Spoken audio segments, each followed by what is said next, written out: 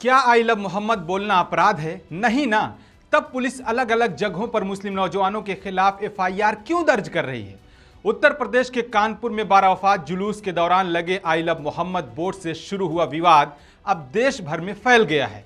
उत्तर प्रदेश के उन्नाव, बरेली, कौशाम्बी, लखनऊ, महाराजगंज जैसे शहरों के अलावा उत्तराखंड के काशीपुर और हैदराबाद समेत देश के अलग अलग शहरों में आई लव मोहम्मद के समर्थन में मुस्लिम समाज सड़कों पर उतर आया है। इस दौरान कई जगह पुलिस और मुस्लिम समाज का आमना सामना भी हुआ। पुलिस ने एफआईआर भी दर्ज की और मुस्लिम नौजवानों को मारा पीटा भी।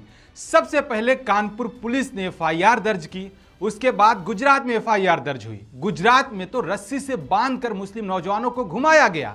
महाराष्ट्र में एफआईआर दर्ज हुई, वहां तो पूर्व एआईएमआईएम विधायक वारिस पठान ने रिहा कराया। देश की पुलिस को आखिर क्या हो गया है? आई लव मोहम्मद बोलने पर पुलिस एफआईआर क्यों दर्ज कर रही है? असदुद्दीन ओवैसी ने इसको लेकर कहा था, आई लव मोहम्मद कहना जुर्म नहीं, अगर है तो इसकी हर सजा मंजूर है।